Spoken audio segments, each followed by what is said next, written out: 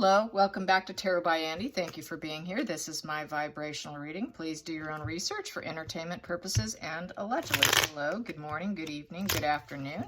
Hello, hello, hello. I would like to pull some cards on how does Markle feel about her father having a stroke? And, what's her opinion on the situation? How does she feel about it, energetically speaking? What we have here is the King of Cups upright. She knows that he's been a loving father. However, the Emperor in reverse, she also views him as toxic, the daddy dearest. So she's got some mixed feelings, it's looking like, for starters. She knows he loved her, but she's not going to let him control her. I feel she wants to be in control of her own life. That's why we're seeing the Emperor in reverse. She is a control freak herself. So yeah, he's not going to come tell me what to do. He's not in control of me. I do as I please, but she still views him as a loving person. That's how I see it. Let's get some more on how does she feel about her father having a stroke.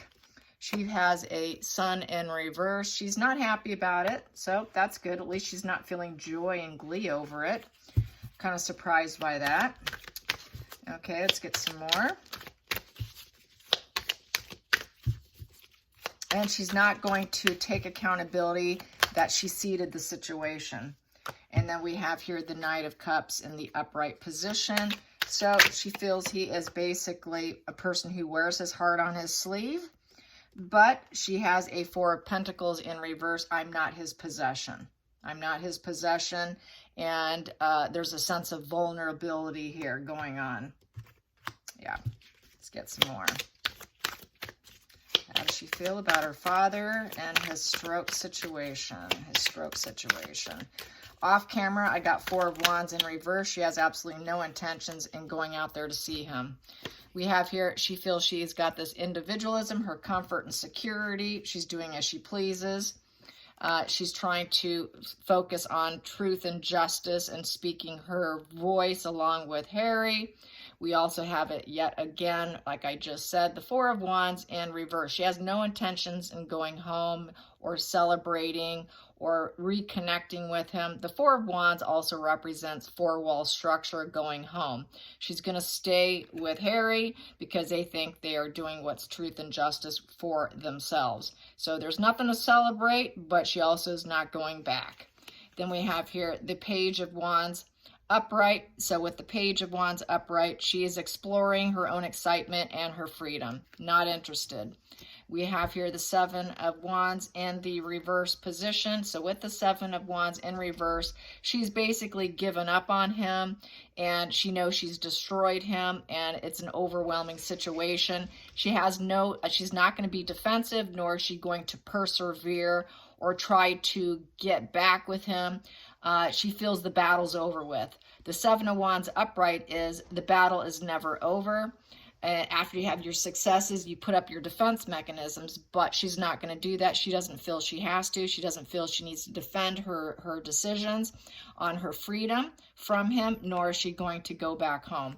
And that she is going to focus on her and Harry of what they feel is truth and justice. So, yeah, not going to. She's focused on her own narrative of life and how she wants to move forward. What else do I have here? I have here the Two of Cups. She does hope that things go well, that people do show up for him, that care about him and hold hands with him. But she also feels that it would be self-sabotage if she would do it. So she is not going to, because for her, in her mind, it would be self-sabotaging herself. And anyone who does it might be sabotaging themselves by doing so. Strange, but there's two dualities here. But she's got her heart blocked off from him. That's a blocked heart chakra. And she doesn't want to see things clearly. She does not want to see the pain and melancholy of what she created by blocking off her heart chakra and not being emotionally available to him. She knows that she should. With this Two of Cups upright, she knows she should. But she's emotionally blocked it off. She can't face it, not willing to face it, unwilling to see the truths. We have here death. Yep, she's thinking that he just might have a major transformation or a death. Things are changing quickly.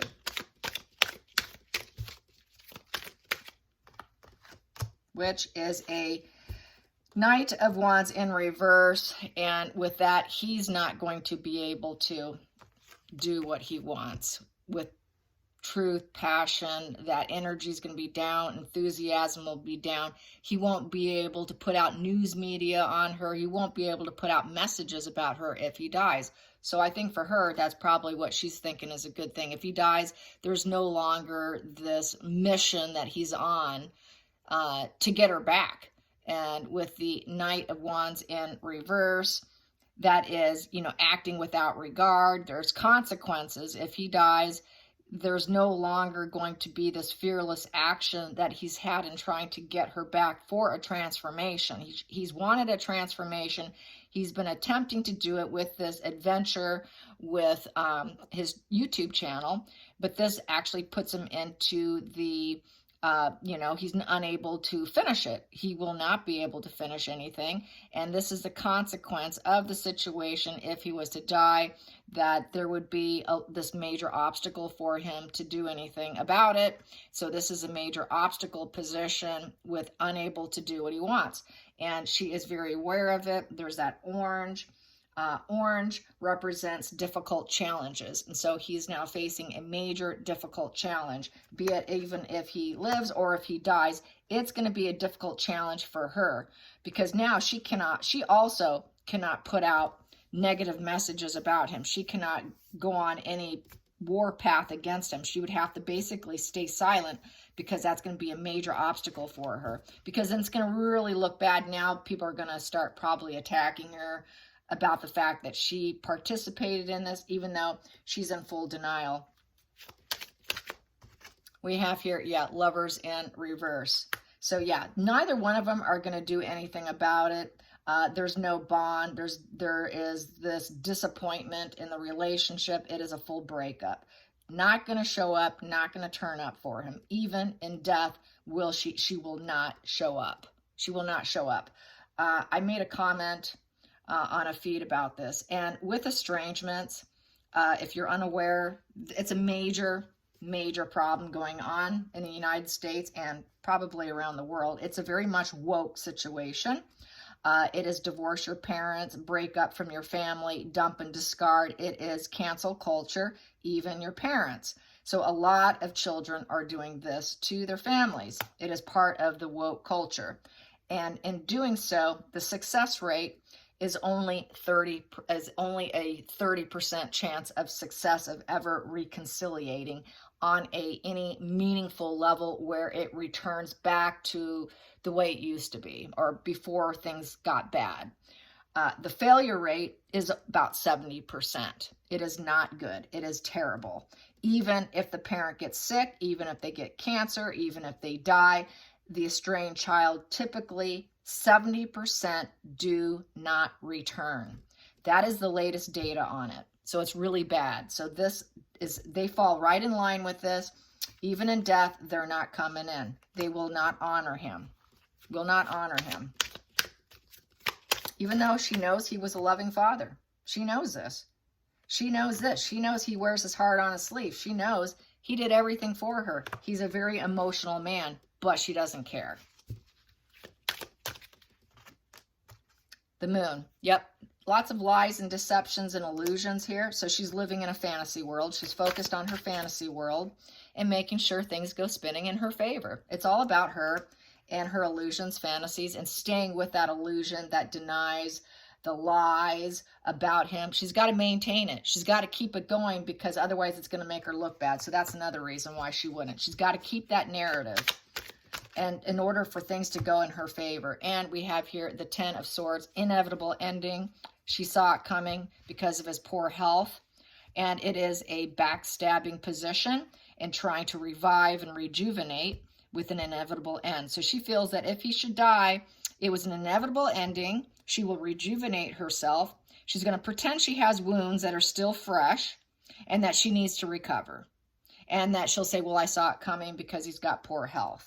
So she'll say it's no surprise. It's no surprise. That ending was inevitable because he doesn't take care of himself.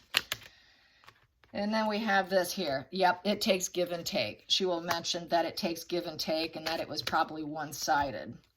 And then she will say that he was smothering and waiting for his ships to come in, waiting for her. He can keep waiting, according to her. And then we have here, yeah, it was never going to happen. We were never going to get back together. Manifesting in reverse, blocked. Not going to happen. Not going to happen. She was never going to manifest anything with him ever again. It was never going to happen. So she's basically going to tell people, get over it.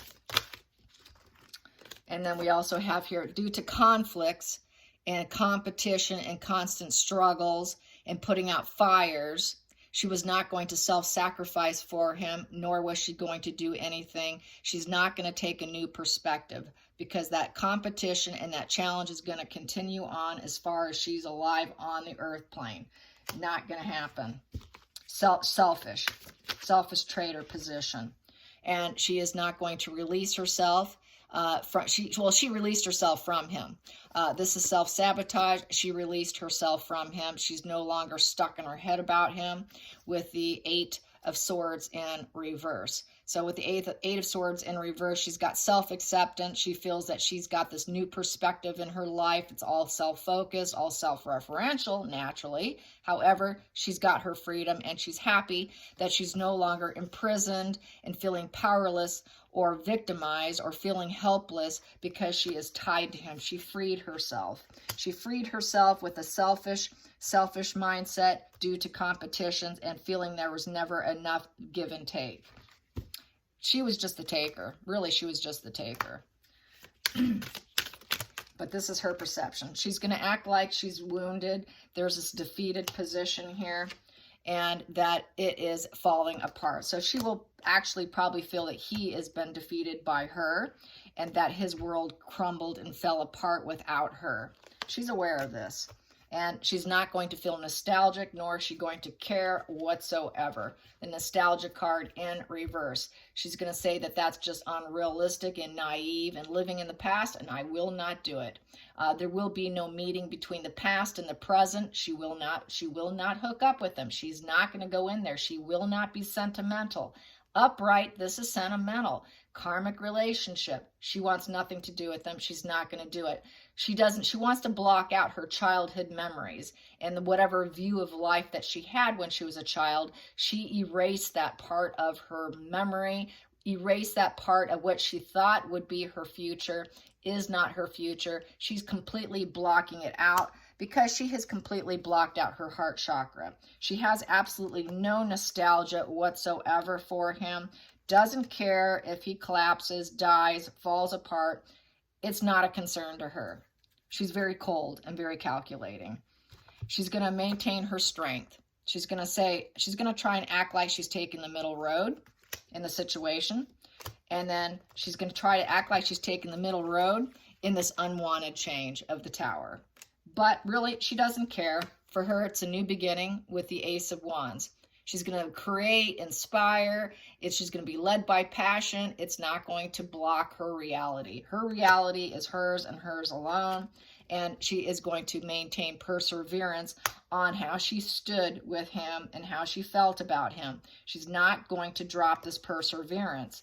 She's going to continue on and act like she's got full control over herself in this unwanted change. And she's going to persevere with her boundaries here.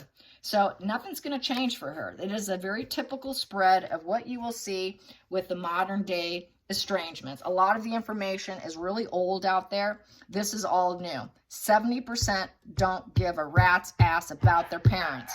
Only 30% do. They leave, they don't return. Even in cancer, illness, stroke, it doesn't matter. They stay on their path and they hold to their belief system. A lot of it is mental illness too. A lot of it is narcissism. A lot of them is dark pathology. They don't care. They simply don't care. And that's how I see it. I hope you enjoy this. Till next time, like and subscribe. Bye, you guys.